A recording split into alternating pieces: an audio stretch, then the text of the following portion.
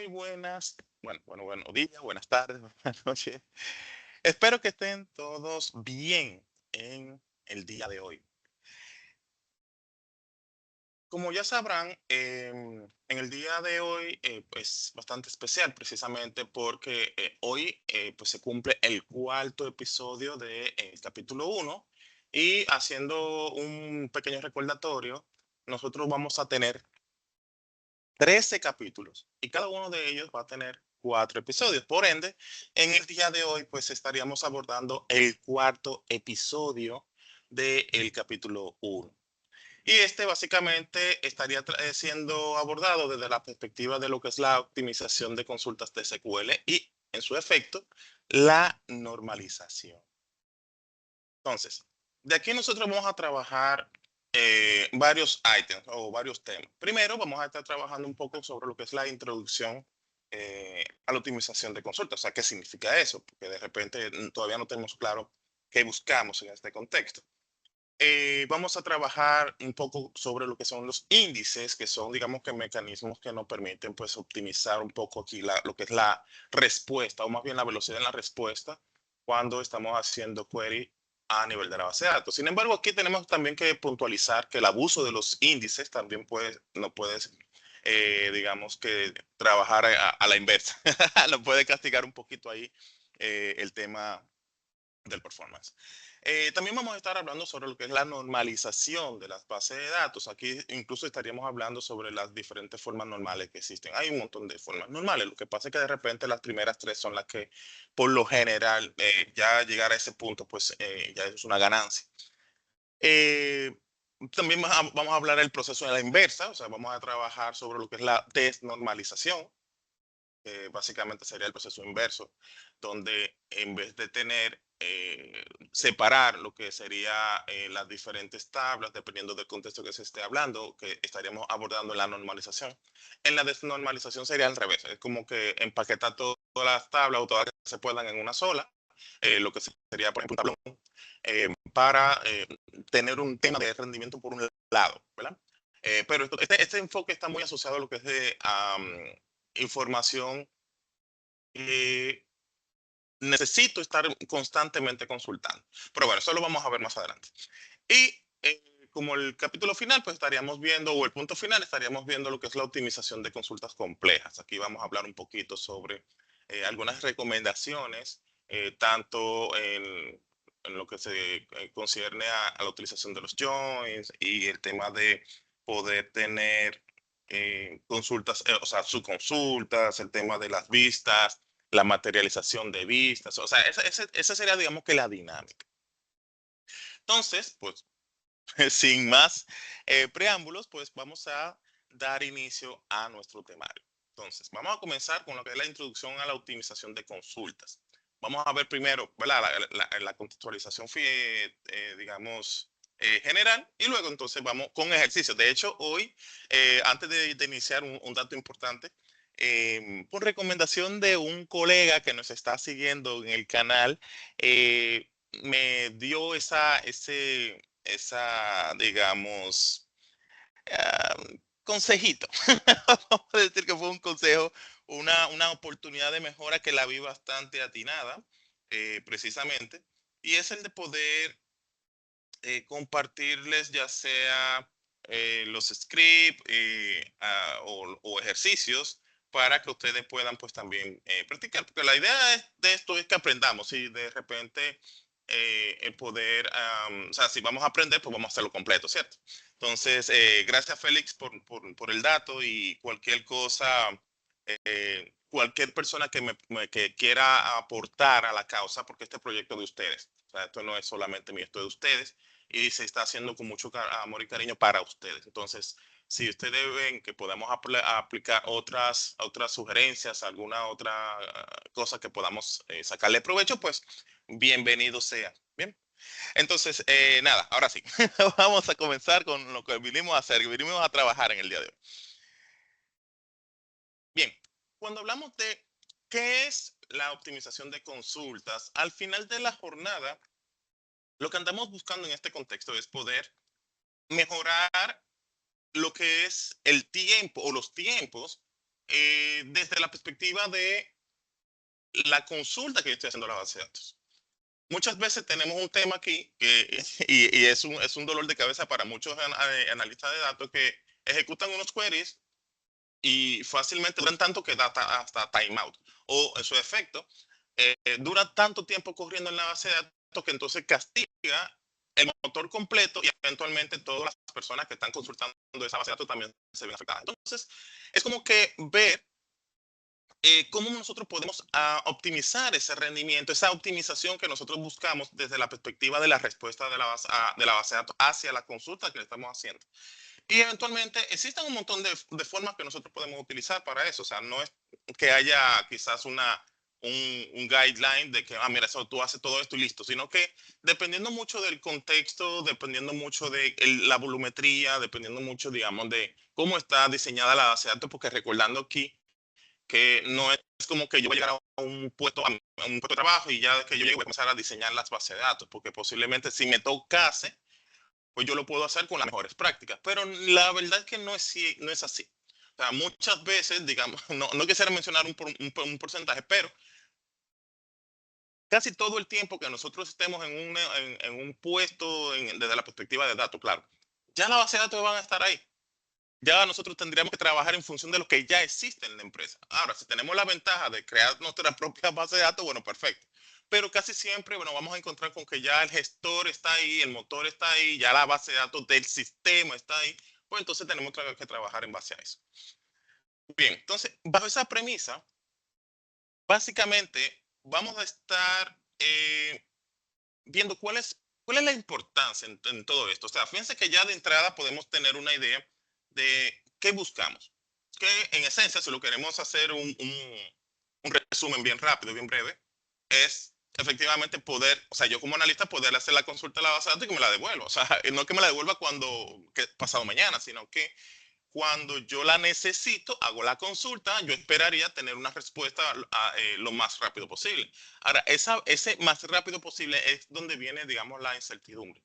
Porque si hacemos unos scripts mal, o sea, cuando digo que mal diseñados o sin tomar consideración, digamos, tema de el performance o en su efecto, no tomo en consideración siquiera lo que es cómo está diseñada las tablas, porque a todo esto hay, digamos, partes de la tabla que son las que me van a permitir, o sea, características dentro de la tabla que son las que me van a permitir saber por dónde yo puedo hacer una consulta que efectivamente me va a dar un resultado correcto, o más bien rápido.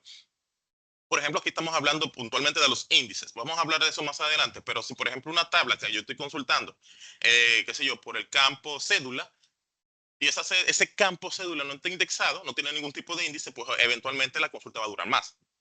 Entonces, fíjense cómo algo tan trivial pues me puede trancar el juego. Entonces, si yo ni siquiera conozco la estructura de la tabla, ni siquiera me propongo entender la estructura de la tabla, pues se me va a complicar, porque no es solamente sentarme aquí en la computadora, hacer un select and from la tabla tal, sin siquiera saber cómo funciona la tabla. O sea, este tipo de temas son muy profundos, guys, porque nos estamos acostumbrando, y eso lo estoy viendo muy a menudo, nos estamos acostumbrando a que me siento en el Management Studio, en el caso de SQL Server, y comienzo a tirar queries como, sí, así como que, como venga.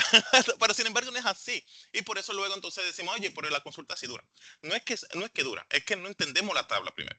¿Bien? No nos dedicamos a entender la tabla. Entonces, eventualmente, ¿por qué nosotros necesitamos saber sobre todo esto? Porque efectivamente, cuando nosotros queremos tener el resultado de las consultas que le estamos haciendo a la base de datos y eventualmente no nos está respondiendo en el tiempo que estábamos esperando, pues tenemos un problema porque primero la experiencia se va. La experiencia del usuario se va. Porque lo primero que voy a pasar es que, esto está lento, mira que los recursos, pero no es los recursos. Claro, a ver, hay un componente que sí, que es que eventualmente no podemos esperar una rápida respuesta de una consulta si estamos trabajando con un sistema commodity, o sea, una infraestructura commodity.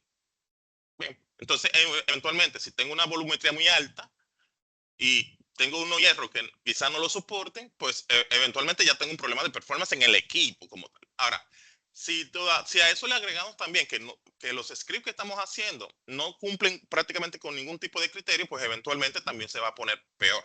O sea, no va a mejorar efectivamente.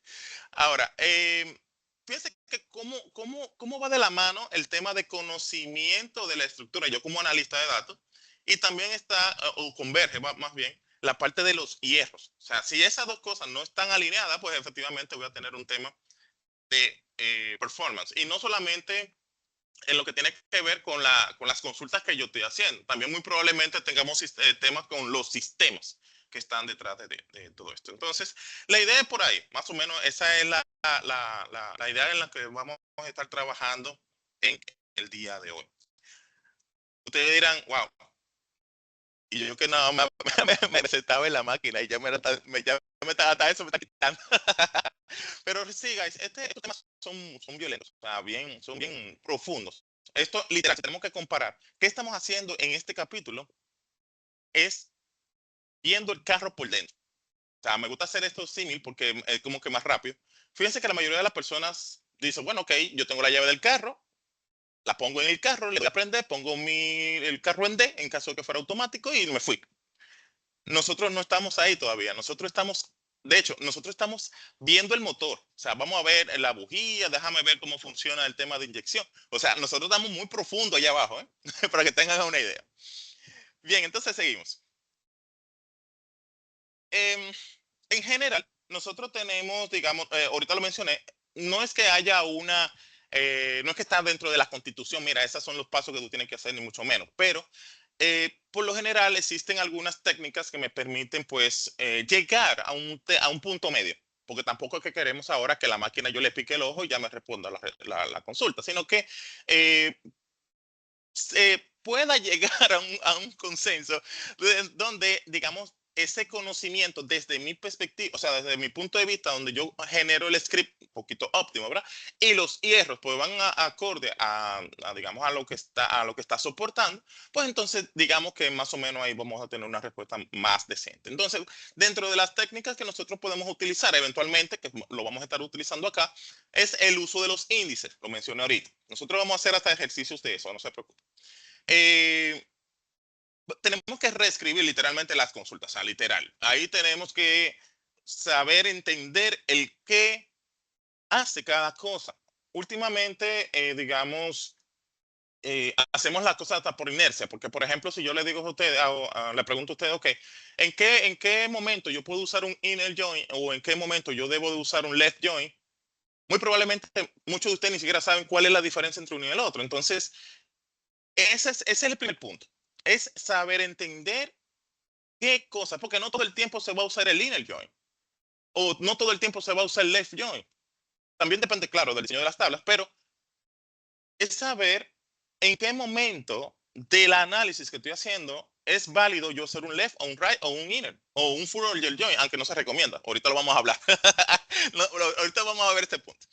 Y efectivamente hay otro punto que básicamente está alineado a lo que es las herramientas que usan los gestores de base de datos. En el caso, por ejemplo, de SQL, nosotros vamos a usar dos principalmente, que nos va a medir, digamos, ese plan de ejecución. Bueno, de hecho se llama así. El plan de ejecución de los scripts. O sea, eso me da incluso una visión, porque posiblemente yo quisiera comenzar con un script y lo voy robusteciendo. Pero yo puedo ir midiendo incluso los tiempos y puedo buscar mecanismos o más bien formas más óptimas de ir viendo cómo, o sea, para la misma consulta, qué mecanismo me sale más económico hablando de lo que es el consumo de recursos. O sea, ya la herramienta te da esa visión. Tú puedes decir, bueno, si yo ejecuto este script, déjame ver qué tiempo me toma, o cuántas consultas tiene que hacer, o cuántos recursos, cuánto CPU consume en tiempo, ¿verdad? Ah, pero mira, me está dando tanto. Ah, perfecto. Déjame ver si usando otra forma me da menos. Si me da menos, mejor, porque ya uso o sea, estoy usando un mecanismo diferente y estoy obteniendo los resultados esperados con menos golpes a la base de datos. Entonces, esa es como que la dinámica. Vamos a ver a la gran mayoría de ellos, o sea, de hecho lo vamos a ver todos aquí, por lo menos estos que están aquí. Pero para que usted, digamos, para que no se centren en que nada más son cuatro, ahorita lo mencioné, no es que haya una tabla mágica, una guía mágica de, mira, si tú haces todo esto, ya listo, sino que Principalmente esas son las más comunes, pero existen más. La idea es siempre estar al pendiente, qué cosas están saliendo, qué hay, qué podemos probar. Bien, ahora bien, dicho esto, vamos a comenzar, ¿verdad? Vamos a comenzar principalmente con el índice o los índices. ¿Qué son los índices y para qué yo uso los índices?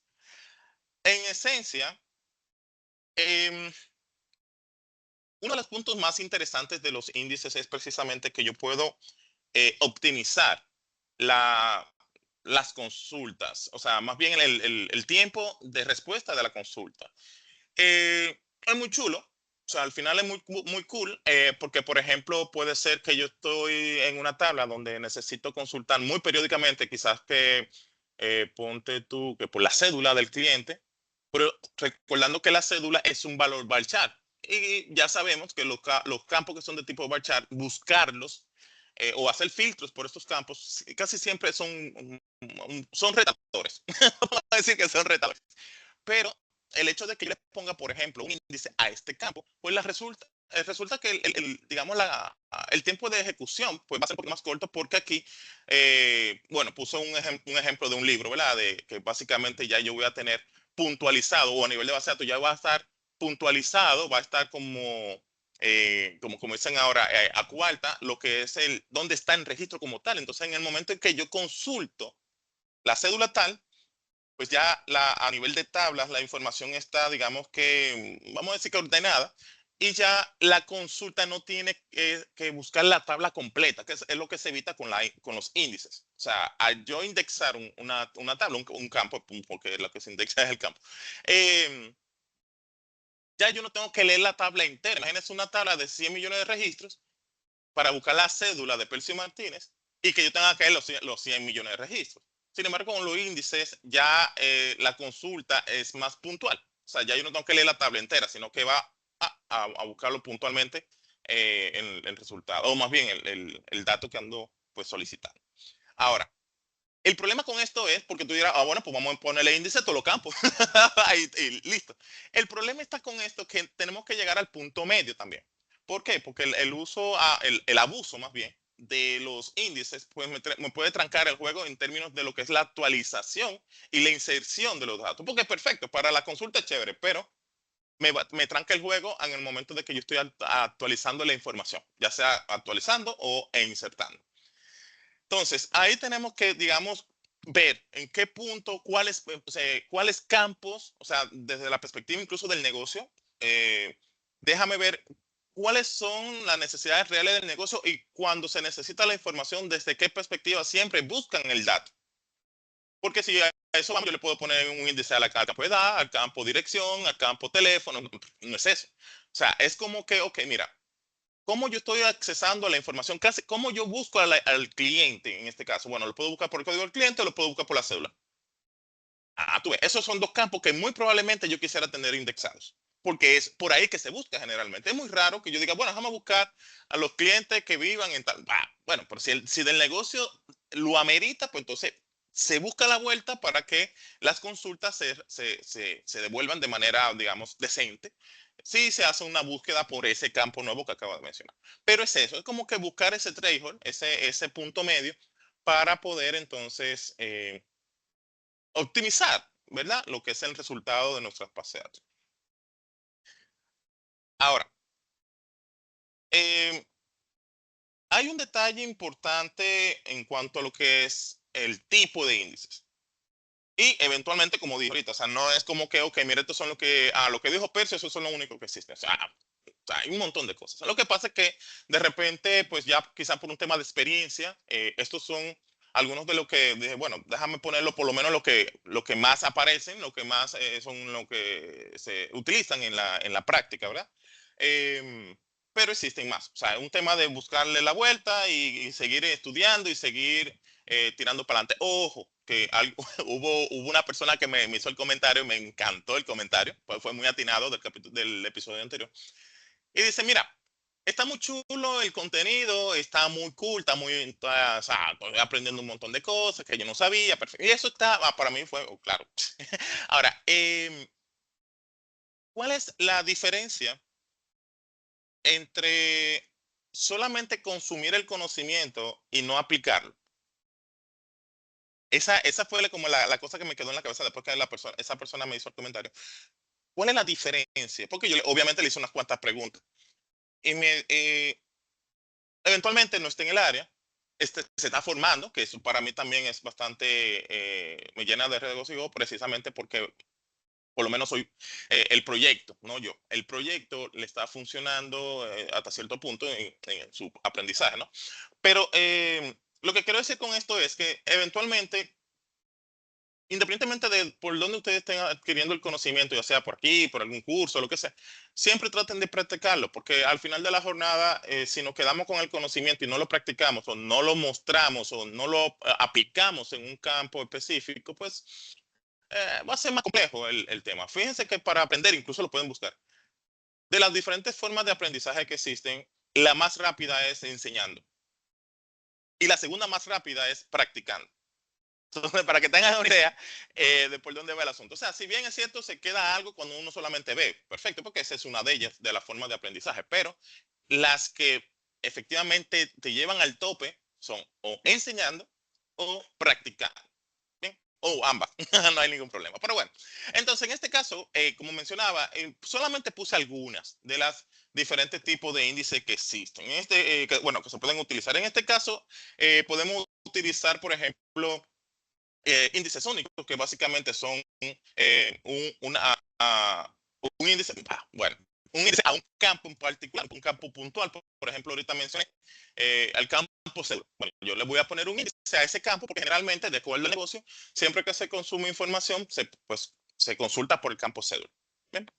Pero también yo puedo tener índices compuestos, que básicamente sería ya a partir de dos campos. O sea, yo puedo combinar dos campos. Y así sucesivamente.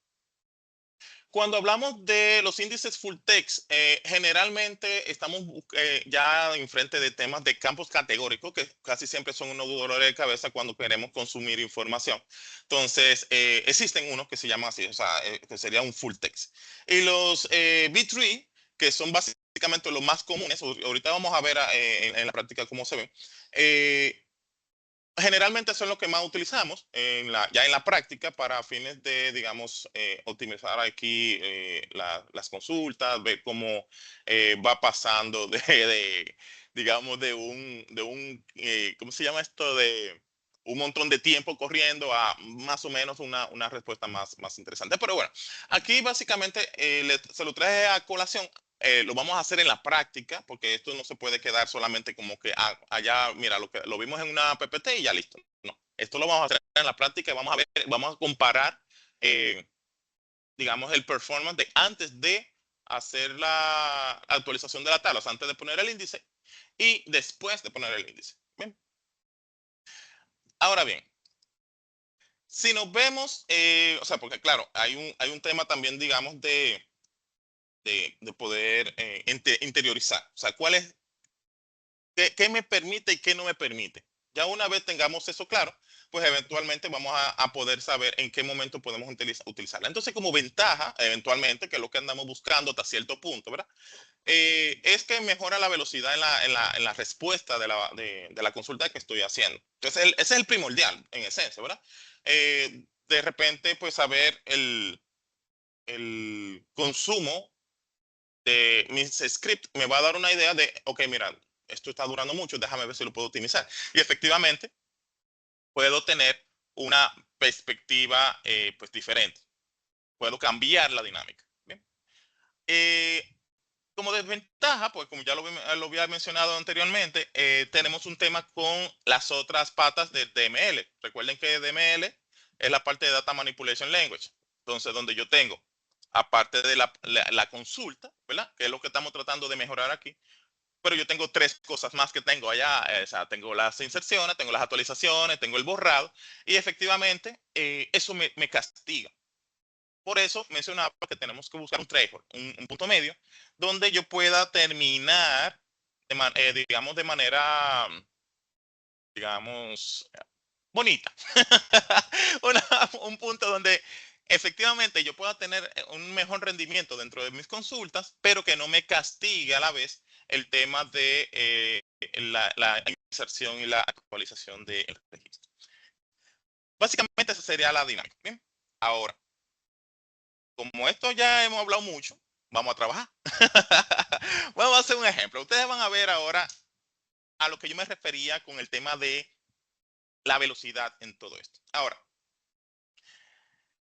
yo les voy a compartir, y vuelvo a mencionar, Félix, gracias por la recomendación. Yo acabo de, o sea, hice una base de datos, se llama Text Index DB, donde hemos creado 4 tablitas, o sea, 4 tablas básicas: Customer, Order Details, Orders y Products. Básicamente son tablas genéricas, o sea, son tablitas que casi todos los negocios van a tener, donde eventualmente tenemos clientes, tenemos facturas y tenemos productos. Em, en esencia, nosotros vamos a hacer varias pruebas. La número uno, bueno, y les comentaba que le voy a compartir todos estos scripts para que ustedes puedan, pues, también puyar, ¿verdad? Puedan hacer ejercicios en sus respectivas computadoras.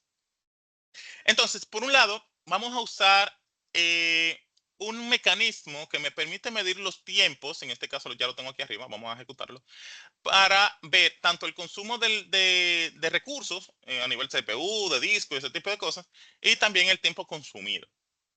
En este punto, en este caso, yo tengo todas las tablas que hemos creado, yo las he creado sin índices, o sea, están clean, sin ningún índice. Aquí yo tengo los 2 scripts que me van a permitir jugar con los índices, tanto para crearlos todos de las 4 tablas, así como también de borrarlos para poder hacer el de atrás para adelante. Bien.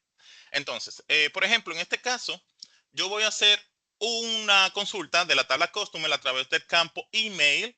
Recuerden que email en este caso es un campo categórico y efectivamente me va a trancar el juego. A ver, no que me va a trancar el juego, sino que está supuesto que dure mucho. ¿Bien? Entonces, vamos a ejecutar. Más o menos son como 10.000 registros por cada tabla. O sea, que una tabla, digamos que una base de datos pequeñita, o sea, no es tan grande realmente. En el script de creación, yo lo puse parametrizado para si ustedes quieren más registros. Por ejemplo, yo le puse 10.000 porque con 10.000 ya, digamos, podemos trabajar un poquito. Pero si le queremos poner 1.000.000 o 100 millones, igual nada más cambiar un parámetro y listo. Pero en este caso vamos a trabajar con esto. Vamos a suponer, yo ejecuto mi query. Perfecto, fíjense que me trajo la respuesta, pero como yo habilité las estadísticas tanto de consumo de disco como la del tiempo, aquí en meses ustedes van a ver unos datos importantes. Fíjense aquí, si nos enfocamos principalmente en este, que es en el Logical Reads, que eventualmente se van a afectar todas las otras métricas, pero este es como que el que vamos a entender más rápido, más atinado. Si nos damos cuenta, esto me está dando un logical read de 183. O sea, me está leyendo, o sea, de forma lógica, 183. Quédense con ese número, 183.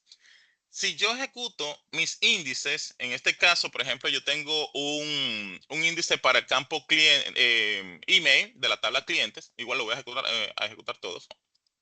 Básicamente nada más tendría que ejecutar el de delete. Yo voy a ejecutar nuevamente mi script. Fíjense, recuerden, 183. Si ejecuto nuevamente y vemos a meses, fíjense cuánto hizo. O sea, de 183 a 4 lecturas, eso fue, ojo, yo hice un índice al campo email. Seguramente en el caso de este negocio, yo necesitaría que exista ese índice ahí porque yo siempre hago consultas por el correo. Entonces ahí hace sentido que yo cree un índice para ese campo. ¿Eh?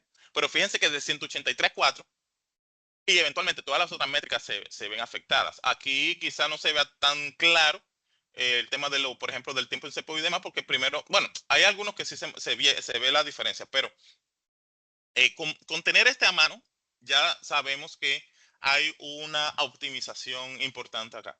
Y recordando también que estamos hablando de pocos registros. Ahora, cuando nosotros estamos en una base de datos de verdad, una base de negocio, estos números se ponen, o sea, estas respuestas se ponen violentas. O sea, ustedes no se imaginan. Pero bueno, este es el caso, digamos, el caso perdón, del email. Ahora, vamos a borrarlo todos otra vez para probar entonces otro caso. En este caso vamos a trabajar con un join entre 2 tablas sin índices. Vamos a ver cuánto dura esto o cuál es el manejo que tiene. Ay, perdón. Ponerle este, amiguito.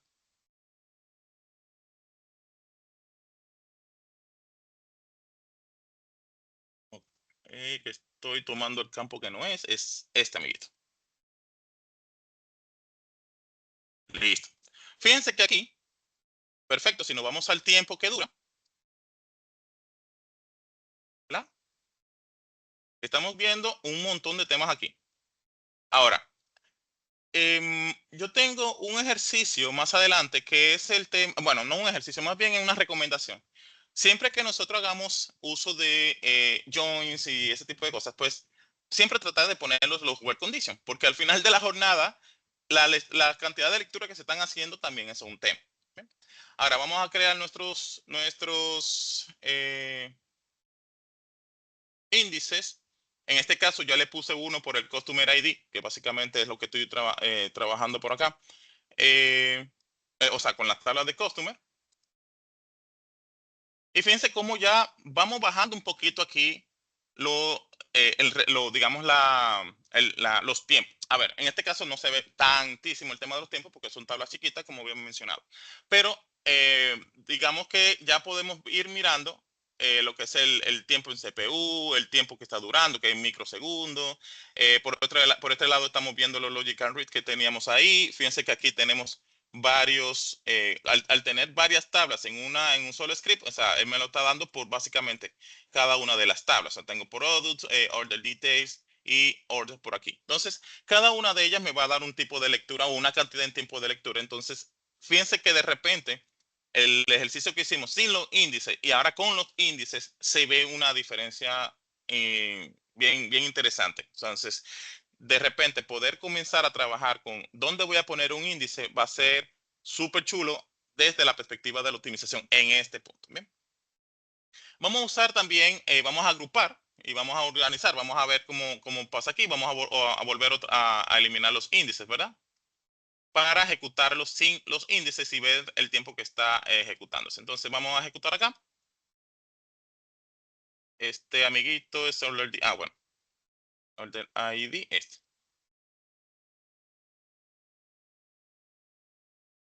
Listo. Me trajo mi total de productos porque lo estoy agrupando por cada cliente. En este caso estoy haciendo una agrupación por la factura 5859 para el cliente o los clientes, ¿verdad? Que puede, puede pasar. Pero en este caso, como está bien organizada la data, pues eventualmente una factura pertenece a un cliente. Entonces, vamos a ver los tiempos.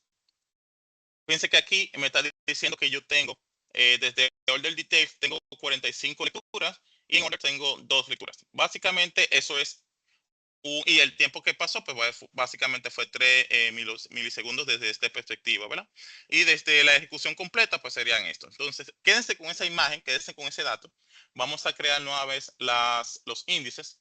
Fíjense que yo lo estoy haciendo eh, ejecutando el script completo, ¿verdad? Para que ustedes puedan hacer prácticamente lo mismo y para no ir como que puntualmente voy a este, sino que simplemente con borrarlo y crearlo de nuevo, eso ya ustedes tienen el ejercicio. Entonces vamos a ver, aquí decíamos que teníamos en Order Details, teníamos 45 lecturas. Fíjense que aquí ya yo tengo 6. Ya los tiempos cambian casi prácticamente en todos los sitios. Entonces, fíjense cómo, independientemente de cuál dinámica yo utilice, si es un query, un script simple, o sea, una tabla con un filtro, o si lo estoy agrupando, si lo estoy ordenando, ya el simple hecho de yo tener índices por un campo en particular, en este caso, fíjense que estoy haciendo un filtro por una factura, que es lo más propicio, ¿verdad? Generalmente cuando hablamos sobre, qué sé yo, en la tabla de facturación, pues lo más lógico es que yo pueda tener un índice en el campo principal o en la llave primaria de esta tabla. Eso es lo más normal. Ahora, fíjense que yo le puse literalmente una llave, perdón, un índice a este campo y ya, pues, el resultado de las consultas son más rápidos. Pero recuerden, no es solamente buscar que sea rápida o no. El tema es que tenemos que buscar el punto medio. ¿Bien? Entonces, un dato importante es que como yo habilité estas estadísticas, siempre que yo ejecute script en esta instancia de base de datos, siempre me va a dar esta información. Eh, aquí yo le puse digamos, para apagarlo, o sea, le hacemos un set el set off para que pueda apagarse esta característica de estadísticas, porque eventualmente esto también me consume. Entonces vamos a apagarlo por lo pronto. Bien. Entonces fíjense que de aquí ya con este ejercicio, fueron 3 ejercicios sumamente sencillos, donde estoy combinando tanto la que es esos scripts, bueno, lo vamos a ver. Estoy haciendo unos cluster index para, por ejemplo, en el caso del correo, en este caso el cliente, ¿verdad? En lo que es la factura. En este caso usé un índice en productos en caso de que yo quiera filtrar por el precio. Ahí digamos que lo puse para tener un campo numérico involucrado, o sea, un decimal involucrado. Pero es muy raro. Generalmente uno hace los índices por las llaves primarias o en su defecto algún campo categórico que haga sentido. Eh, Obviamente, por ejemplo, en la factura y en este caso el producto, porque estoy trabajando con order details. Aquí básicamente yo tengo un join con 2 tablas. Tengo por un lado la tabla, digamos, de el producto y por el otro también tendría de la factura, la cabecera de la factura. Pero, como les decía, todo esto yo solo voy a dejar a ustedes en un link para que ustedes lo puedan descargar y puedan jugar en sus respectivas instancias, e inclusive el script para la creación y la data que se estaría utilizando para llenar estas tablas. Bien. Excelente, espero que lo hayan disfrutado. Esto es, como decíamos ahorita, estamos dentro del capó del carro, literalmente. O sea, estamos viendo la parte de abajo que normalmente nosotros como analistas de datos muy difícilmente, muy rara vez, nos interesamos en estas partes porque damos por hecho de que las estructuras están correctas o funcionan de manera correcta. Ahora, bajo esa premisa de que ya está ahí, pues lo más lógico que nosotros primero entendamos la estructura de la tabla primero antes de comenzar a hacer scripting. Bien, esa sería la recomendación. Entonces, siguiendo con nuestro journey del día de hoy, vamos a ver un poquito también sobre lo que es la normalización. Y cuando hablamos de la normalización aquí es eh, buscando aparte, ¿verdad? Porque ya recordamos que el título como tal del día de hoy es la optimización. Entonces, parte de lo que es la optimización, pues también tendríamos que ver la perspectiva de la normalización de la base de datos o de las tablas, más bien, donde la idea es poder, bueno, evitar más bien tema de redundancia, tema de, digamos, el tema de las actualizaciones que vamos haciendo, el mismo mantenimiento. De repente, muchas veces, y eso no solamente aplica en base de datos, muchas veces nos sentamos a hacer cosas y a como salga.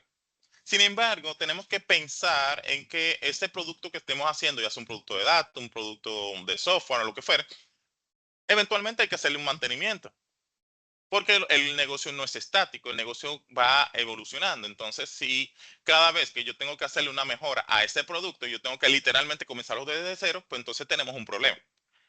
Si lo enfocamos aquí a lo que es la base de datos, la idea es precisamente desde la perspectiva de la normalización, es por un lado evitar la duplicación de data. Ahorita vamos a ver un cuadrito para que ustedes vean, para que hagamos la comparación. Eh, Eventualmente mejorar la consistencia de la información, de la data que estamos trabajando y eventualmente la escalabilidad, que era lo que mencionaba ahora. O sea, no es solamente vamos a escribir tablas ahí para que se llene o para tener un to-do list. Mira, creé 4 tablas y mañana creo 4 tablas. O sea, no es eso. O sea, literalmente es un tema de ver cómo funciona el negocio, qué yo le puedo entregar al negocio, pero eso que yo le voy a entregar al negocio tiene que ser escalable. Que yo cada vez que tenga que mejorar o agregar o posiblemente quitar cosas, no sea una tortura, que sea muy suave la transición. Entonces, en el caso de la normalización, una de las cosas que se busca son eso. ¿Y de qué va la normalización? O sea, al final del día, lo que queremos es buscar efectivamente poder eh, tratar, ¿verdad? Porque ese sería el contexto aquí. Tratar de simplificar todo esto, de buscarle la vuelta, de que todo sea mucho paz y amor, porque efectivamente este es un trabajo continuo. Porque si fuera un one shot, tú dices, ok, perfecto, no me interesa. Bueno, perfecto, lo hago como salga y listo. Pero desafortunadamente nosotros tenemos que vivir en el día a día con esto. Entonces, lo más lógico es que nos sentemos y cuando estemos trabajando en ello, pues entonces lo hagamos bien. Esa es la recomendación por una persona que tiene muchos años en esto, señores. Créanme lo que le estoy diciendo. Bien, entonces, desde la perspectiva de lo que es la normalización, existen prácticas o buenas prácticas, un esquema. No voy a decir un framework porque esto no es un framework, pero eh, prácticas que me permiten llegar a este punto de la normalización desde digamos, un esquema o esquemas o formas de trabajo que me van a ayudar a poder terminar ese producto de datos, en este caso una estructura de base de datos, de forma correcta o utilizando buenas prácticas. En este caso, se llaman las formas normales. Quizás muchos de ustedes lo hayan escuchado, la primera forma normal, la segunda forma normal, no sé qué. Yo creo que vamos por la 500 formas normales. No, mentira, mentira, just kidding. Pero casi siempre, o más bien la gran mayoría de las bases de datos, con que llegue a la tercera forma normal, ya vamos ganando. O sea, ya ese sería, ese como el nice to have, pero eventualmente existen otras que yo puedo seguir robusteciendo. Pero ya con llegar a una tercera forma normal, ya estamos del otro lado. De hecho, la mayoría de las bases de datos están montadas en una tercera forma normal. Sin embargo, recuerden que no es que la base de datos llega así, porque al final de la jornada es una persona que la hace. Ahora, si ya está, pues ya, bueno, ya ni modo, ya nos toca trabajar con esa. Pero, por ejemplo, desde mi punto de vista de arquitecto de datos o de ingeniero de datos, donde yo digo que toca crear una base de datos para un software o lo que sea, o de la perspectiva de desarrollo de software. Toca hacer una base de datos que va a estar asociada a un ERP, por ejemplo. Ah, perfecto. ¿Cómo funciona el ERP? El ERP debe de funcionar de esta manera, de esta manera. Ah, perfecto. Entonces, con ese insight, pues yo voy a sentarme a crear una base de datos. Ahí, chévere, ahí me toca a mí hacer todo. Pero si ya estamos, bueno, ya ni modo. Entonces, ¿de qué van las formas normales? Esto yo voy a poner un cuadrito un momentito para que ustedes ya lo interioricen de qué significa y vamos a hacer un ejercicio visual para que ustedes vean a qué es que se llaman las diferentes formas normales. Pero primero vamos a entender de qué va. Hablando de la primera forma normal, lo que busca en este caso es que, bueno, más bien, ¿cuáles son los requisitos o las características? Bueno, lo primero es que la data debe estar en un formato tabular, o sea, lo que conocemos como filas y columnas. Por otro lado, cada celda, ¿verdad? Ya que estamos hablando de filas y columnas, cada celda debe de contener un valor único. A eso se le llama los valores atómicos, pero no se preocupen por estos conceptos por lo pronto, porque lo vamos a estar explicando directamente con un ejercicio y ahí es más rápido de entender. Pero para que lo tengamos ahí a mano, eso es lo que tenemos desde la perspectiva de la primera forma normal. Y el último sería que cada fila debe ser única, o sea, en la fila completa que debe de ser un valor, bueno, una data única que esté asociada a una llave primaria. Ustedes van a ver que en el ejercicio que vamos a mostrar ahora, yo traje una tabla que literalmente no tiene ningún tipo de forma, de ninguna forma, para que ustedes vean desde dónde se parte. Y vamos a ir evolucionando en cómo va a quedar al final esa tabla, después de pasar de una estructura que no tiene ningún tipo de forma normal, ningún criterio, a llevarla a la tercera forma normal. Qué chulo queda. Por otro lado, lo que se busca en este caso es efectivamente eliminar data duplicada, lista de valores en una sola columna, ese tipo de cosas. Desde la perspectiva de la segunda forma normal, lo que estamos trabajando aquí es precisamente, obviamente, que cumpla con todo lo expuesto en la primera forma normal y luego, entonces, todos los atributos clave, ¿verdad? Bueno, perdón, los no clave. Cuando hablamos de los atributos no clave, son todos estos valores que no son una primary key de una tabla. O sea, son, por ejemplo, ya la data como, qué sé yo, si hablamos de la tabla de clientes, como por ejemplo la dirección, ese tipo de cosas. Todos esos campos, ¿verdad? Tienen que estar asociados únicamente por una primary key o por una llave, en este caso, primaria, en español. Ustedes dirán, wow, ¿por qué no metimos por aquí? No, pero ustedes van a ver, esto está muy chulo. Ahora cuando veamos el ejercicio lo vamos a traer esto igualito para que se entienda pues de forma correcta. Y por último, en este caso, ojo, vuelvo y recalco, no es que solamente sean estas tres, pero con estas tres primeras formas normales ya estamos, ese es el nice to have. Eventualmente, igual que tiene que cumplir con todos los expuestos en la segunda forma normal, y también que no debe de haber dependencia de un atributo no clave, porque aquí tenemos una situación, bueno, varias situaciones. Cuando tenemos la data, bueno, en este caso que no cumple todavía la tercera forma normal, ustedes lo van a ver ahorita, que tenemos como que un montón de data, digamos, que tiene dependencias transitivas. Eso lo vamos a ver ahora igual también. Pero esa dependencia transitiva, por lo general, no puede trancar el juego. Inclusive, volvemos otra vez al tema de la duplicidad de información. O sea, ahí tenemos un montón de cosas que vamos a estar tratando de mejorar en el momento que estemos haciendo el ejercicio. Y eventualmente también cada atributo no clave debe depender, digamos, de depender de una llave primaria. Entonces, esto lo vamos a ver efectivamente en un ejercicio. Yo traje aquí una tabla que no cumple con ninguna de las formas normales. Fíjense que esto está una tabla, esto es un desorden. Estaba tratando de buscar un concepto más bonito, pero esto es un desorden. Fíjense aquí. Order ID, o sea, la factura, el código de la factura, el nombre del cliente, la dirección del cliente, producto 1, producto 2, o sea, ya yo tengo un problema aquí. Bueno, de hecho, desde que comenzamos. Pero fíjense cómo ya esta tabla literalmente cumple con un montón de cosas que son las que queremos mejorar. Número 1, fíjense que aquí ahí comenzamos a poner los conceptos que habíamos hablado ahorita. Las celdas no son atómicas. Por ejemplo, en el caso de Product 1 y Product 2, o sea, ya tengo un problema aquí. Yo tengo múltiples valores en una fila. Miren, miren. Eso es un desorden. Imagínense ustedes que yo quiera poner otro producto. Tendría que poner un Product 3. Entonces ya ahí vamos mal. Eventualmente, cuando hablamos de la redundancia de los datos, pues obviamente el Customer Name y el Customer Address pues son ejercicios perfectos para eso, para la redundancia de la información de esta tabla precisamente por cómo está diseñada. Y cuando hablamos de la dependencia transitiva, que era lo que hablábamos ahorita, fíjense que en este caso el Customer Address depende básicamente del Customer Name. O sea, aquí yo no tengo una forma en la cual yo pueda, o sea, esta información dependa principalmente de este campo, sino que este. Entonces ahí yo tengo otro problema adicional.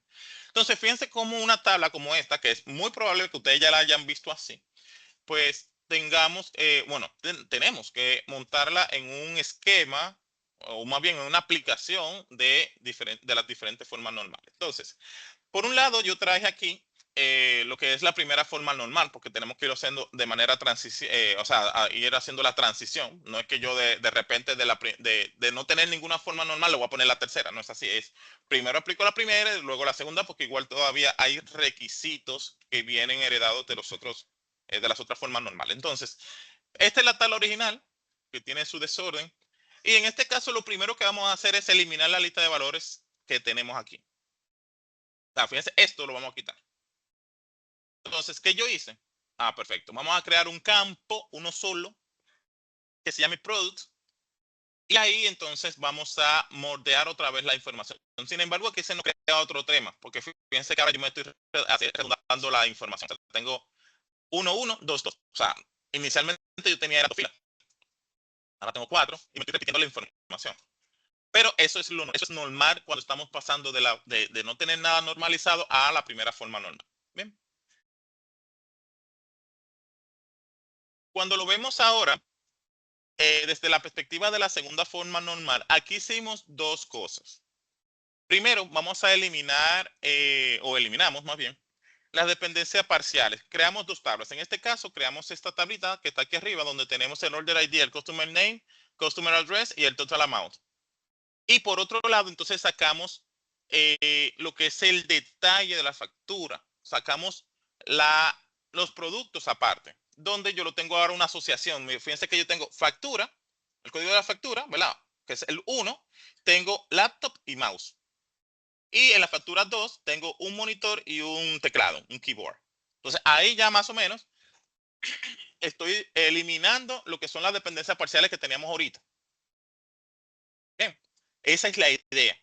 Eso es lo que andamos buscando. Sin embargo, todavía aquí tenemos un trabajito pendiente porque tenemos la información de, de customer ahí medio mezclado. Pero básicamente ya aquí tenemos una estructura más organizada desde el punto de vista de la distribución de información que tenemos a la mano. Y aquí ya sería aplicando la tercera y última, bueno, la tercera y última en este caso, ¿verdad? La tercera forma normal, donde ya fíjense como ya por un lado tenemos una tabla donde solamente tenemos las llaves, ¿verdad? Para la eliminación de lo que son las dependencias transitivas. Básicamente aquí arriba quedamos solamente con una tabla que sería la factura. Fíjense que tenemos el código de la factura, el Customer ID, que entonces sería la llave que voy a utilizar para unirme con la tabla de Customer. Y por otro lado tenemos lo que es el Total Amount. O sea, ya con esta tabla, fíjense que ya prácticamente estamos del otro lado. Ahora, agregamos una tabla adicional. En este caso, sacamos la información que ahorita no se había quedado del lado de la factura y creamos una tabla aparte únicamente con la data del cliente. Fíjense que aquí tenemos solamente el Customer ID, el Customer Name y el Customer Address. De aquí, yo voy a usar este campo, que es el primary key de esta tabla, con este foreign que tengo acá. Y fíjense cómo ya la estructura va quedando más plana. Y eventualmente, este sería el detalle de la factura que estaría uniéndose con su cabecera, ¿no? A través del Order ID. Entonces ya con esta tabla ya tenemos literalmente la tercera forma normal aplicada en una estructura. O sea, si comenzamos a ver desde cómo iniciamos el proceso hasta cómo queda, es muy diferente, o sea, totalmente diferente. Inclusive dentro de lo que es el tema del el espacio que se va, o sea, cuando hablo de espacio, espacio en disco, que se va a consumir aquí, eventualmente es menor. O sea, esa es una de también de las ventajas de el tema de llevar este tipo de esquemas a las diferentes formas normales. De repente, como mencionábamos ahorita, estos son temas que son bien de abajo, muy de mecánica. Es bueno saberlos, o sea, es interesante conocerlos, precisamente, aunque no nos toque crear nosotros las bases de datos, pero por lo menos nos da una idea de cómo están las que ya nosotros nos están entregando. Y eventualmente podemos sugerir cosas. Bien. Chévere, excelente. Bueno, yo espero que hasta este punto, ¿verdad? No se hayan ido corriendo porque son, digamos, temas quizás que no son de dominio de muchas personas. O sea, literal, guys. Esto que estamos viendo aquí, muy probablemente muchas personas ni siquiera se hayan enterado. Tiene que ser o que trabaje directamente con temas de la arquitectura de base de datos o que lo haya escuchado por ahí. Pero esto no es común. O sea, este tema, bueno, estos últimos dos temas no son de uso común, del algo común, precisamente porque esta es la parte de adentro. Esto es cómo funciona la base de datos. ¿Sí? Entonces, bueno, pues si ya hablamos de lo que es la normalización, lo más lógico es que hablemos de la desnormalización. Y aquí, este sí, muy probablemente ustedes lo hayan por lo menos visto en la práctica, porque este es el ejercicio inverso a lo que estamos hablando ahora. Entonces, si hablamos de la desnormalización, básicamente es para ponerle un resumen, es eso que nosotros hicimos ahora, donde tomamos una tabla que no tenía ningún tipo de forma y la convertimos en tres. Una tabla de factura, una tabla de cliente y una tabla de detalle de factura. Aquí es a la inversa. Es tomar esas tres tablas, por ejemplo, y ponerla como una, pero obviamente no es ponerla como estaba en principio, porque eso es un lío, sino es buscar la forma en cómo yo, desde una perspectiva más organizada, poder mezclar estas tablas para poder tener quizás ciertas ganancias en lo que es la optimización. Recuerden que el tema estamos hablando todavía es optimización. Ahora, el tema con esto es que, o más bien, si lo queremos comparar, recuerden que la normalización básicamente estaba eliminando la redundancia. Aquí es a la inversa. O sea, se está introduciendo básicamente la redundancia, pero es controlado. O sea, no es como que, ok, mezcla tablas ahí y lo que salga ese es el producto. No, no, no. Eso, o sea, es con cierto criterio. ¿Bien? Ahora, en este punto, ¿qué es lo que se busca? En esencia, este tipo de procesos de desnormalización casi siempre lo estamos usando o lo estaríamos utilizando desde una perspectiva donde necesitamos darle prioridad a la velocidad. Este tipo de esquemas no es propio quizás para montarlos a un sistema bueno, un sistema, un RP, un CRM o algo así, porque efectivamente el concepto aquí es diferente. Aquí lo que andamos buscando es que desde la perspectiva del consumo de la información, la velocidad sea rápida.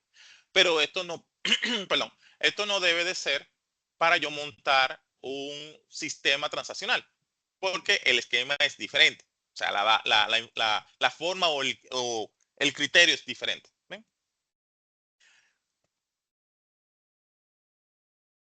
Ahora bien, cuando hablamos lo que son las ventajas y desventajas de la desnormalización, vienen eh, como los críticos. Vienen los críticos y nos dicen, mira, lo que pasa es que si bien la desnormalización nos ayuda a trabajar con el tema de la, de la velocidad en las consultas, porque efectivamente cuando tú mezclas tres tablas, por ejemplo, de las que nosotros hicimos ahorita en la normalización, tú mezclas esas tres tablas y las pones en una, pues ya tú te evitas hacer join y ese tipo de cosas. Y eso está bien, eso está muy chulo. El problema con esto es que efectivamente tenemos el tema de la redundancia, eventualmente con el tema de la inconsistencia en la data, y para la actualización también es un caos, pero no es que sea una mala práctica en esencia. ¿Por qué? Porque como decíamos ahorita, la idea es optimizar las consultas. Buscarle la vuelta desde la perspectiva de la velocidad, que dicho sea de paso, es una de las ventajas que nos da este tipo de esquemas, pero es buscar ese punto medio también donde, como estuvimos hablando sobre los índices, es buscar ese punto medio donde la velocidad y el rendimiento, bueno, el rendimiento, la velocidad y el tema de la redundancia de la data, pues sea más o menos balanceado. Esa sería como que la dinámica. No es que ahora vamos a tomar todas las tablas que tiene nuestro sistema de la institución donde trabajemos y las vamos a poner todas en una sola tabla, porque esa no es la idea tampoco. Pero es ver cuáles son los ejercicios que estamos haciendo para entonces efectivamente poder utilizar lo que es la desnormalización en casos puntuales. Bien, ahora, si nos quedamos desde la perspectiva de lo que es la velocidad, que es el punto que estamos buscando aquí, eh, en esencia, existen algunos casos de uso que efectivamente yo necesito priorizar este punto, ¿no? De la velocidad. Y casi siempre está muy asociada a temas de analítica. O sea, fíjense que ya lo mencionamos, esto no está diseñado para que sea montado en un ERP o un CRM o cualquier otro sistema, sino que está más orientado a temas de analítica. Aquí mencioné, por ejemplo, que se puede utilizar en el tema de Data Warehouse, porque efectivamente la dinámica del Data Warehouse es que sea analítico. O sea, yo tengo una estructura analítica. Aquí yo no necesariamente tengo que estar al pendiente de que si el sistema transaccional tiene 214 tablas, yo necesariamente tenga que tener las 214 tablas de mi lado para estar haciendo join. O sea, ahí que comienza a ponerse interesante el asunto. Entonces, bueno, ok, perfecto. Mira, podemos hacer una desnormalización porque muy probablemente los sistemas, no, probablemente no, así va a estar. los sistemas transaccionales van a estar con las diferentes formas normales que vimos ahorita, de preferencia que por lo menos llegue a la tercera. Y ya del lado de Data Warehouse, muy probablemente yo quisiera tener ya menos estructuras. Entonces aquí yo vengo y uso la desnormalización. O sea, tengo 214 tablas por allá, yo puedo tener de este lado quizá la mitad. Eh, luego de haber hecho el proceso de desnormalización. No es que no vamos a dejar de las 214, vamos a traer solamente la mitad, sino que vamos a traerlas todas, pero vamos a tratar de hacer la normalización. Ahora, fíjense que aquí el punto es velocidad desde la perspectiva analítica. Eso es lo que andamos buscando aquí. Bien. Ahora, yo voy a hacer, obviamente, vamos a hacer un ejercicio bien simple aquí en este punto, para que ustedes vean de qué se trata el tema de la desnormalización. Miren aquí cómo yo voy a hacer una tabla, o sea, igual vamos a seguir trabajando con las 4 tablitas que habíamos visto anteriormente. Yo hice una tabla donde tengo la factura, el Customer ID, tengo el nombre, el apellido, el correo, todo, o sea, todos los datos de prácticamente todas las tablas en una sola. Bien, o sea, voy a crear esta tablita. Perfecto. Y ahora voy a llenar esa tabla con información de mis tablitas que tengo por acá. Fíjense que estoy haciendo un join, más bien una consulta a la tabla de orders, o sea, de factura, y donde voy a traer información del cliente, del detalle de la factura y del producto. O sea, mis 4 tablas están mezcladas aquí. Entonces, si yo hago un select primero para ver exactamente qué me trae, fíjense que ahí me trae los campos que yo necesito. Están organizados, porque esa es la premisa. No es que yo voy a poner aquí campos, o sea, que ni siquiera cumpla con ninguna de las formas normales, estamos de acuerdo, pero que por lo menos tenga sentido la información aquí. Que no esté como teníamos ahorita, Product 1 y Product 2. No, no, no es eso. Es que la forma que usemos por lo menos sea analítica. Entonces, en este caso, pues sí hace sentido perfectamente. Ahora, esa estructura que estamos haciendo aquí de inner joins, pues lo que está haciendo es que me está buscando de todas las facturas, su cliente, su detalle de factura y su producto. Eso yo lo voy a usar para insertar el, o para llenar más bien, nuestra tablita que acabamos de crear.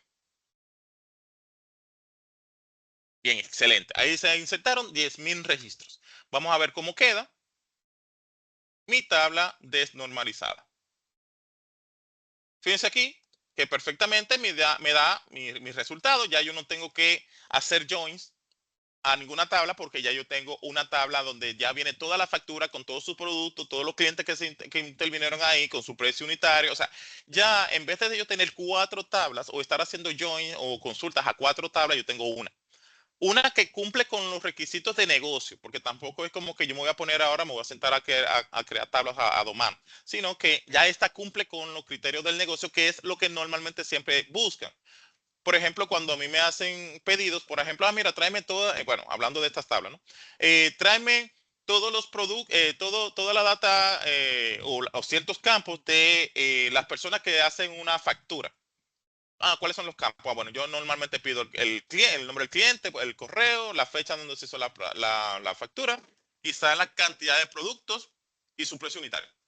Pues entonces yo hago una tabla desnormalizada porque eso es muy común. O sea, esa consulta es muy común. Pues entonces yo hago una tabla desnormalizada, en este caso, una estructura desnormalizada. Entonces ya yo sé que cada vez que me pidan lo mismo, pues yo simplemente vengo aquí.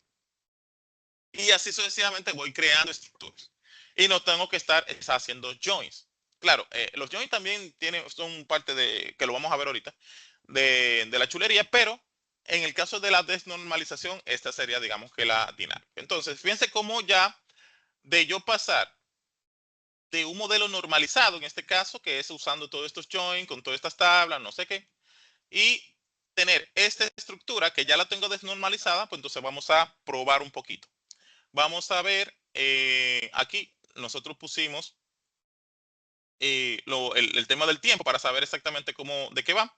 Y vamos a ver cómo lo hace cuando está desnormalizado. Yo voy a hacer un select normal, ¿verdad? Listo, vamos a ver lo que hace de este lado. Y nos dice que estos son los tiempos en un esquema ya desnormalizado. Vamos a decir que está 356 por un lado, 78 por otro, y vamos a ejecutar nuestro script, pero desnormalizado. Perdón, normalizado.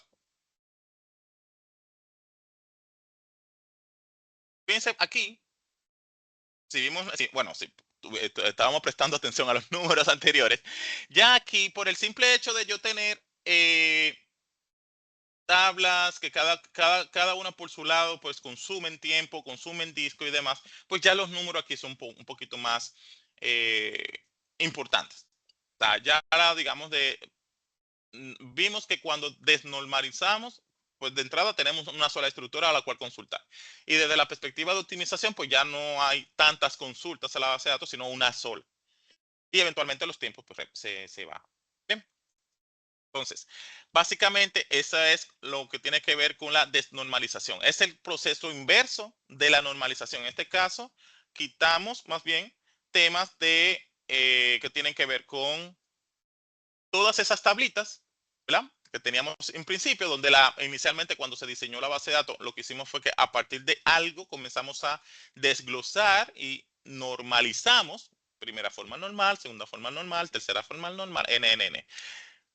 Pero ya cuando estamos en un espectro donde la importancia es la consulta, o sea, en este caso la analítica, pues entonces es muy válido trabajar con estructuras desnormalizadas. En este caso, una tabla donde tenga todos los campos, bueno, los campos que se necesiten de las diferentes tablas, creamos una sola y ahí insertamos la información en ella y listo. Cada vez que queramos la información, simplemente vamos a esa tablita. Y listo. Ahora ya ustedes sabrán cuáles son las diferencias después de tener esto así. Que como ya esto está creado a nivel de la base de datos, si necesito otro campo, pues tendría que alterar esta tabla en la estructura y mandarle la información adicional. En el caso de esta que está normalizada, simplemente llama el campo. Pero ahí es siempre buscar el punto medio, ¿verdad? Para poder sacar provecho de nuestras bases de datos.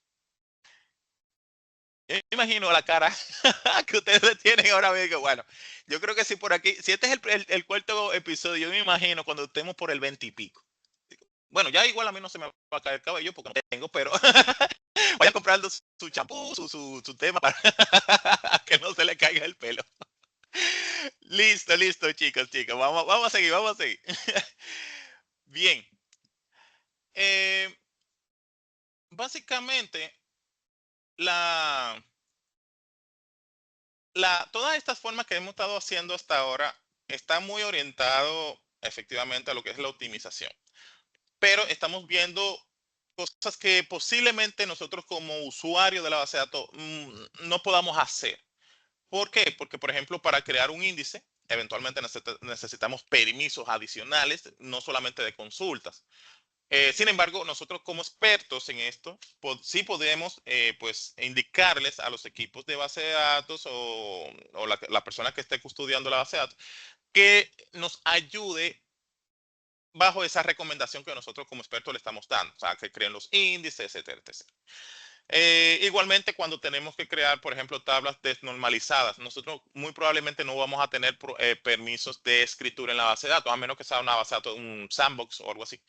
Pero nosotros no deberíamos tener permiso de creación de nada en las estructuras, porque eventualmente eso es de la institución y solamente los equipos que están autorizados son los que van a poder tener, y muy probablemente nada más sea el equipo de base de datos, para crear objetos, etcétera, etcétera. Pero también podemos optimizar, esa es la parte que sí podemos lograr desde nuestra posición, que no tenemos permiso de DB owner, por ejemplo, en los scripts.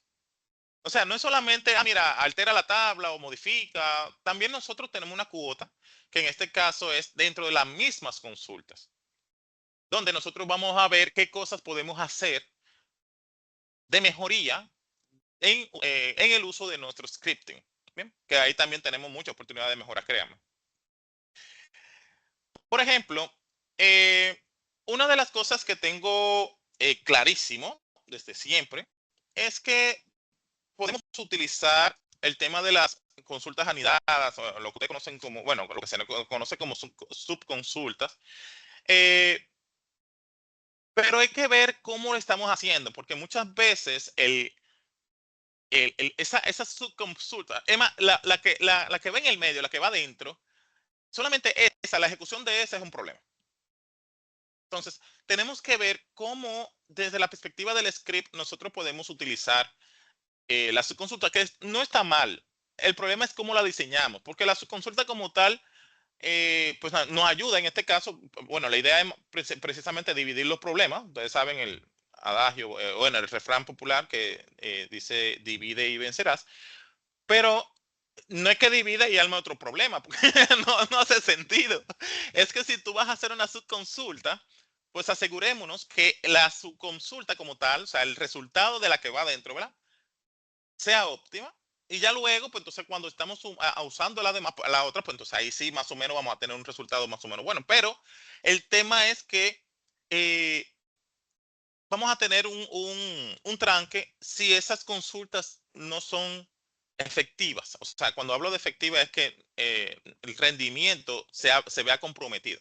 Bien, obviamente hay otras formas de hacer el tema de la subconsulta. Aquí vamos a mencionar unas cuantas, pero la idea es que nosotros podamos pues tener eso en mente de que tenemos formas menos violentas para hacer esto. Bien, aquí yo le voy a traer el ejercicio de una subconsulta o más bien de algunas recomendaciones. Miren, por ejemplo, aquí, donde yo hice una subconsulta de, digamos, de la tabla producto, donde lo que quiero es, a partir del precio, quiero ver que sea mayor al promedio. Tú dices, ok, perfecto. Está muy bien. Entonces era un script bastante válido, donde yo digo, ok, la consulta de aquí me dice, mira, tráeme el precio promedio, o sea, el averaje, estoy usando una función de agregación aquí, de la tabla producto. O sea, si yo ejecuto esta línea del medio, perfectamente el producto, la consulta me está devolviendo que son 502 pesos, dólares. Ah, perfecto, genial. Ese es el promedio. Entonces ya la consulta de arriba me va a decir, bueno, tráeme el product name y el price de la tabla producto donde el precio sea mayor al precio promedio, que en este caso serían 502. Y tú dices, ok, perfecto, cool.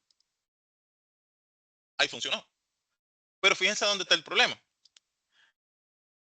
Esto, en este caso, pues es sencillo, perfecto, pero tenemos subconsultas que literalmente es un programa que tienen ahí adentro. Entonces tenemos que ver cómo buscamos la vuelta, qué otros mecanismos nosotros podemos utilizar para hacer esto. Eh, Mira, aquí yo puse dos de los posibles, de las posibles cosas que nosotros podemos utilizar. Por ejemplo, podemos utilizar los CTE o precisamente usar los join. Yo preferiría hacer un join en este caso.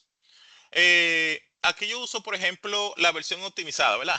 Que hay que ponerle una etiqueta bien bonita para que ustedes lo tengan ahí bien documentado. Aquí yo usé un CTE, ¿verdad? Que es una expresión de tal. Básicamente, lo que yo estoy haciendo aquí es, mira, tráeme el precio promedio. O sea, fíjense que dice with average price as, o sea, ya esto es un CTE que estoy haciendo, estoy armando mi lógica primero. Tráeme el precio promedio de la tabla producto, perfecto. Y esto, yo le digo, mira, dentro de este esquema, yo puedo, como ya esto es esto me va a devolver un campo calculado, ¿verdad? Un average price. Yo le digo, mira, a mí mi script, que era el que teníamos en principio, yo voy a usar esto como una tabla. Fíjense ahí que yo hice un with average price y para mí ya es una tabla adicional, o sea, virtual, digamos, y ya yo puedo comparar los campos. En este caso, price va a ser mayor a average price average price del average price que tengo aquí arriba como campo. Ya listo. Eso es una forma menos invasiva que hacer una subconsulta. Claro, esta es más general, porque por ejemplo la subconsulta que hicimos ahorita es bastante simple, pero si por ejemplo tenemos que hacer una más elaborada, más compleja, pues hacer un CTE es más efectivo en términos de performance. ¿Ven? Entonces aquí algunas consideraciones para cuando estemos trabajando con optimización desde la perspectiva del script. Eventualmente, tenemos el primero, limitar las consultas que se ejecutan por fila, usar los índices, claro, ya este está muy asociado a que esté creado el índice, pero es desde la perspectiva del script, o sea, lo que nos corresponde a nosotros como analistas es verificar, por lo menos, que existan índices. O sea, nosotros vemos la tabla y no es porque, mira, déjame hacer el query por aquí porque me gusta este campo. No, no es eso. Es déjame ver, porque una cosa que no lo tenga, bueno, ya hay ni modo, pero es primero verificar si la tabla tiene índices. Y si tiene índices es porque a alguien se le ocurrió en algún momento de que muy probablemente las consultas se estén haciendo por ese campo. Imagínense ustedes en el ejercicio que hicimos ahorita de la tabla de customer, donde hicimos una índice por el correo. Muy probablemente quien hizo esa tabla dijo, bueno, en este negocio, ¿verdad? Eh, se prima mucho, o se pide mucha información a través del correo electrónico, pues déjame crearle de entrada un índice al campo correo. Pero resulta que yo como analista ni siquiera me entero de eso. No hay un documento en ninguna parte, pero tampoco yo espero tener un documento. Yo puedo entrar a la tabla y verificar eso. Entonces, si yo no sé y no busco la estructura de la tabla primero para comenzar a hacer los scripts, y yo estoy haciendo quizá la consulta por la cédula, pero la cédula no tiene índice. Entonces, ahí tenemos un problema, porque el índice está. Lo que pasa es que yo no me he tomado la molestia de saber cuáles son los que están.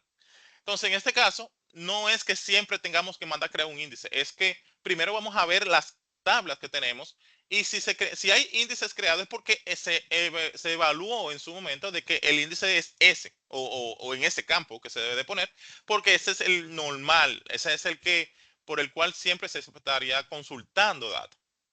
Bien, y eventualmente eh, considerar la reescritura de la consulta compleja con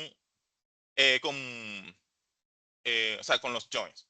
Claro, los joins los vamos a ver ahora, pero digamos aquí,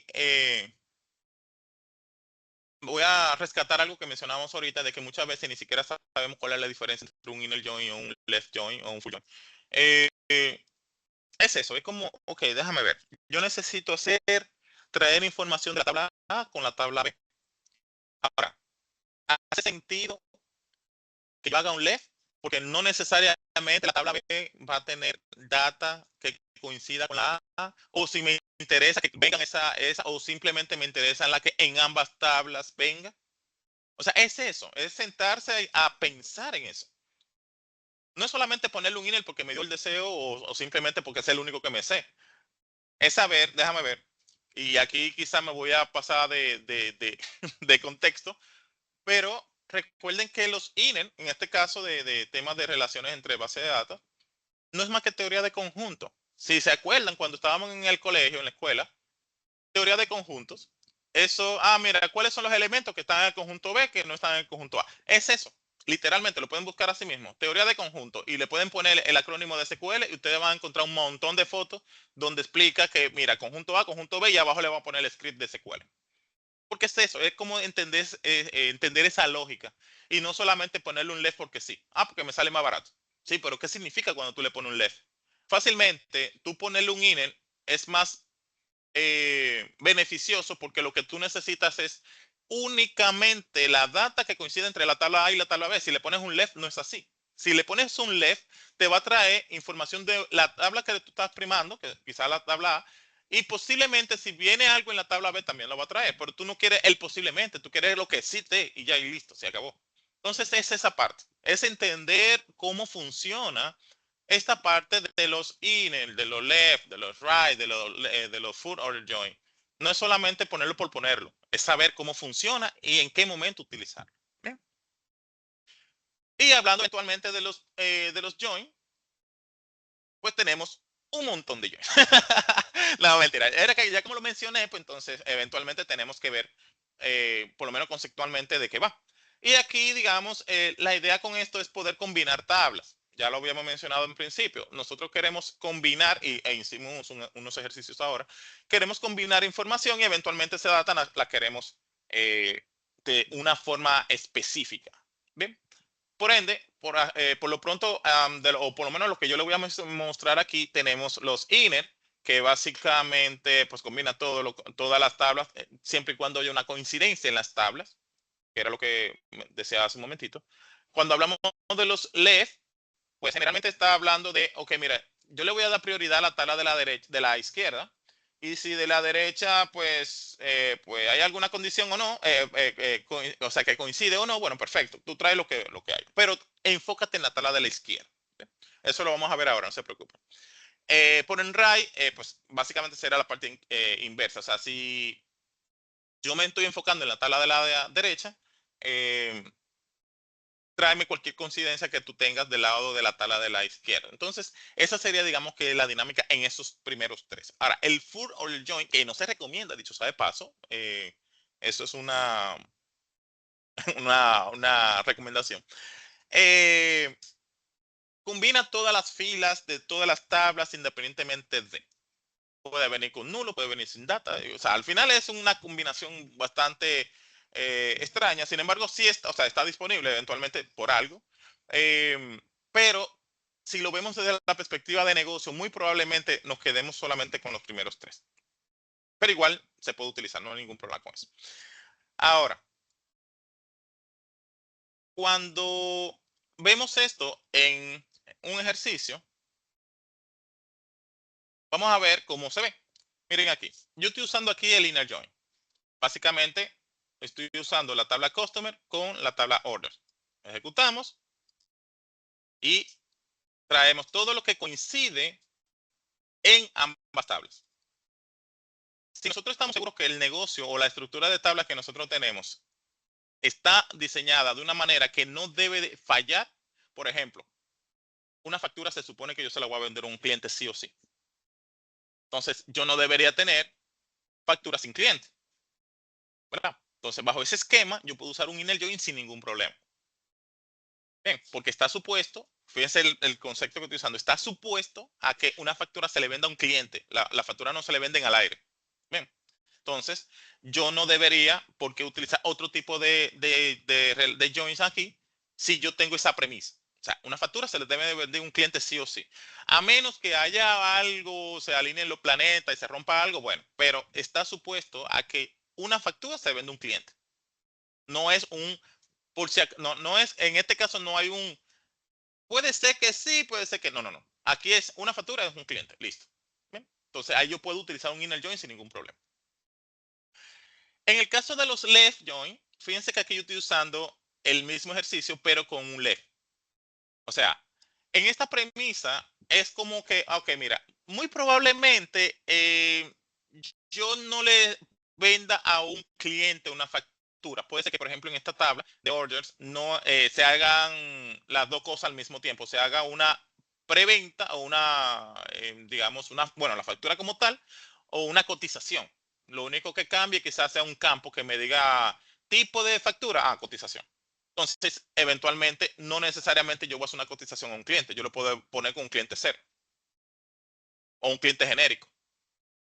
Aunque al final de la jornada es un cliente, pero aquí, si yo interiorizo lo que es el diseño de una tabla de clientes, donde yo voy a tener información de clientes reales, pues aquí yo puedo decir, bueno, mira, no necesariamente yo voy a hacer una prefactura o una cotización a un cliente existente, sino que puede ser una factura genérica que el cliente me solicitó para saber más o menos, porque me pidió una información y yo no lo voy a registrar en el sistema como cliente, ni mucho menos. Entonces, bueno, déjame yo darle una prefactura. Perfecto, míralo ahí.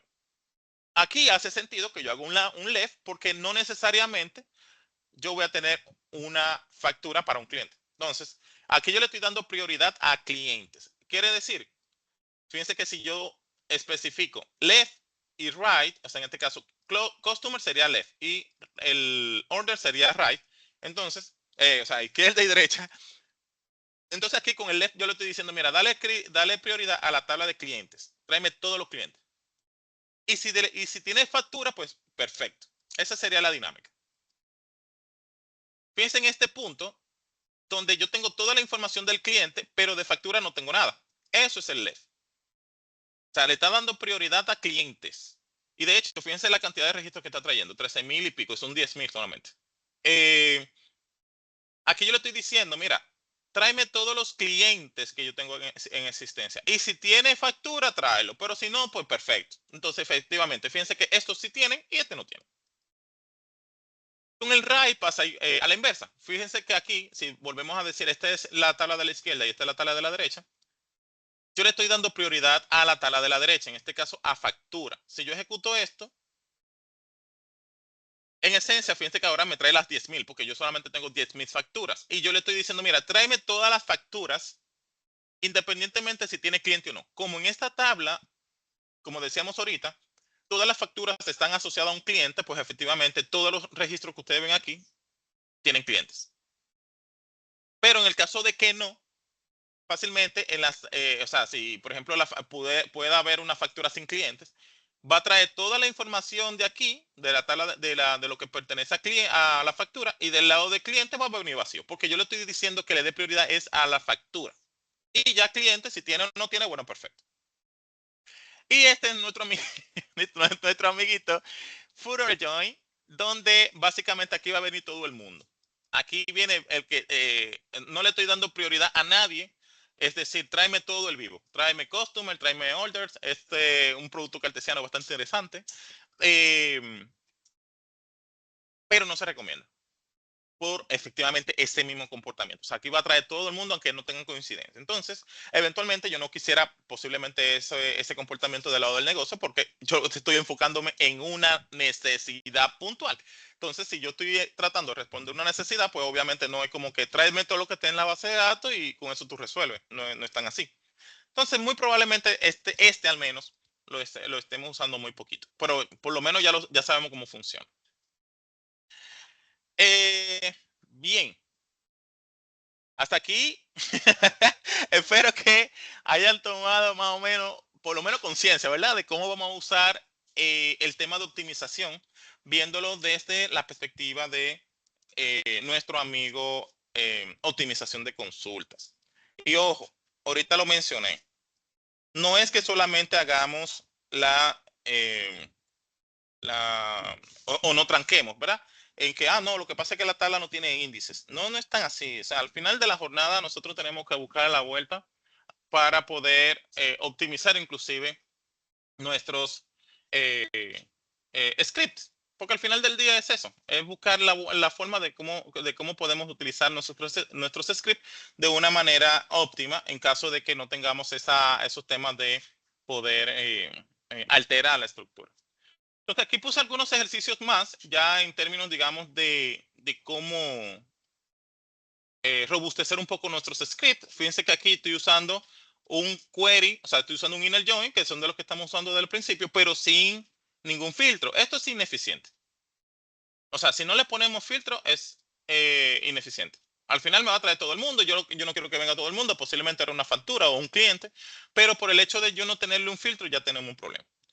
Aquí, básicamente es el mismo, solo que le estoy poniendo la condición como tal que yo ando buscando, que en este caso es que, por ejemplo, que la factura tenga un total amount por encima de 600. Y ya, en vez de traerme, fíjense que aquí me trajo todas las facturas, 10.000 facturas. Aquí realmente no eran tantas, son solamente, bueno, casi 4.000 facturas. Entonces estamos hablando de unas 6.000 facturas que no estaban, que no voy a tener aquí, es que esperar a que se carguen, ¿verdad? Esa es, digamos que la idea, poder desde lo que nosotros podemos, dentro de lo que está a nuestro alcance, optimizar nuestros scripts. ¿Bien? Eso solo es un taller, para que te hagan una idea, para que no se frustren. Eso solo es un taller, señores. Miren, yo ahora en los recursos les voy a dejar algunas cosas para que ustedes vean de qué va, que es muy chulo. Se los recomiendo porque este es el día a día de un analista. O sea, estar consumiendo información de una base de N cantidad de base de datos. Y lo más sensato es que si este es el día a día, pues entonces vamos a aprender, vamos a buscarle la vuelta para aprender mejores prácticas, mejores formas de escribir nuestros scripting. O sea, es eso, básicamente. ¿Bien? Ya por último, vamos a trabajar con lo que es el uso de vistas materializadas de nuestros resultados. O sea, son las dos cosas. Están las vistas y, digamos, la materialización de las mismas. Por un lado, digamos que las ventajas de utilizar vistas es que efectivamente yo puedo ejecutar un script usando una estructura, en este caso una view, una vista, donde yo puedo tener una lógica enorme y cuando se crea la vista, pues simplemente consumo la vista y ya al final de la jornada tengo menos en qué pensar en el momento de la creación del script. Claro, bajo la premisa de que el script está funcional, o sea, que es óptimo. Y por otro lado está la materialización de la vista. O sea, en vez de yo tener una consulta virtual, porque al final de la jornada es un script, pero sin tener yo que hacerlo join, digamos, a cada rato, sino que simplemente creo una vista con ese script que necesito desde el principio y consumo la vista cada vez que la necesito. Y desde la perspectiva de, digamos, de uso, pues siempre voy a hacer consulta a la vista y no tengo que estar haciendo join, join, join. O sea, una vez yo hago la vista, ya. Y en el caso de la materialización de las vistas, pues es que yo voy a generar una tabla con esa información. Se parecería mucho a la desnormalización, porque al final crea una tabla, una estructura nueva, pero aquí también necesitaríamos permisos específicos para poder crear esas tablas ya materializadas. Básicamente sería esto.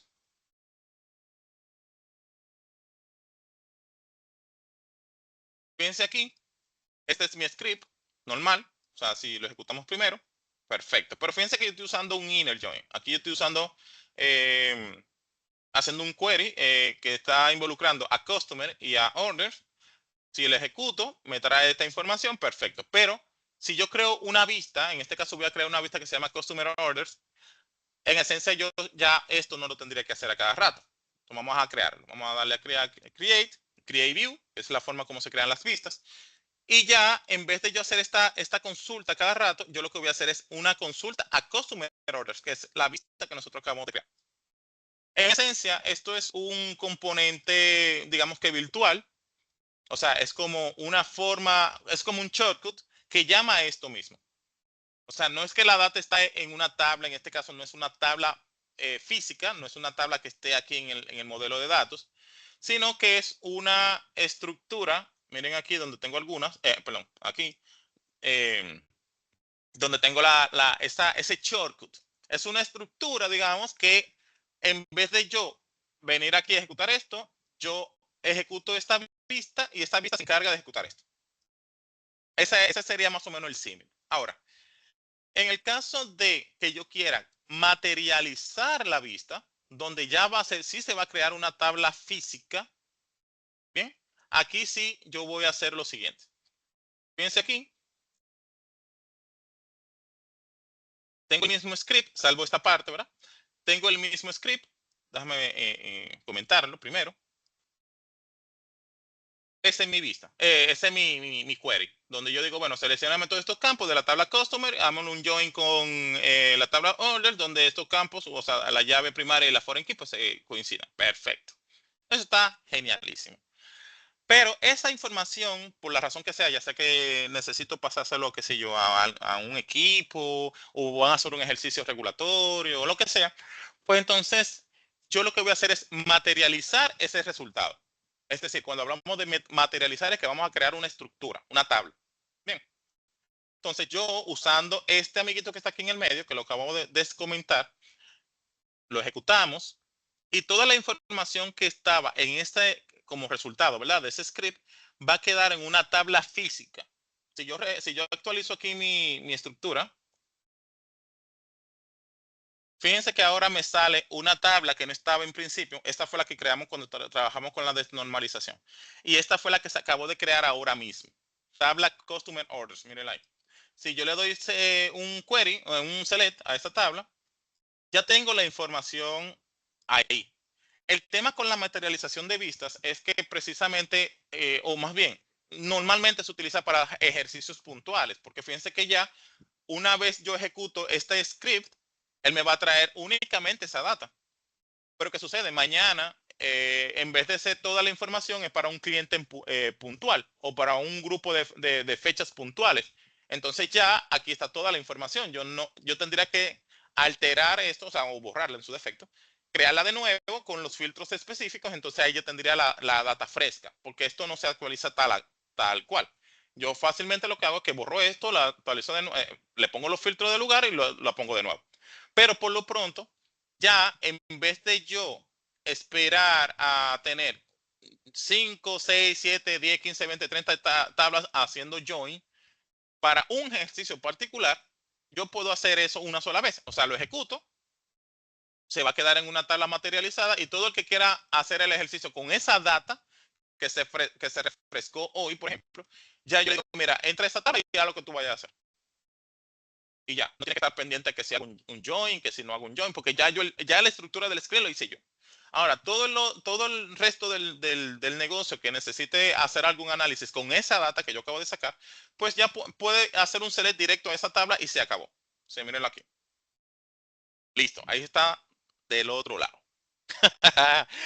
Es muy chulo. Al final, trabajar con este tipo de esquemas de optimización es muy ápero, muy cool. Solo que tenemos que tener mucho cuidado. Bueno, cuidado porque efectivamente estamos trabajando con base de datos, pero más que eso es tener conciencia. Tener conciencia de que no somos los únicos que estamos pegados a la base de datos. O sea, en un negocio, bueno, dependiendo de qué tan grande sea, vamos a tener usuarios conectados a través quizá de reportes, vamos a tener a los equipos analíticos también consumiendo data de aquí, vamos a tener, qué sé yo, un montón de gente que están haciendo ejercicios puntuales. O sea, la base de datos no es de uso único de una persona, porque si fuera eso, perfecto, el tiempo que dura a mí me importa muy poco. Ahora, tenemos que ser conscientes de que no solamente estamos nosotros, por ende,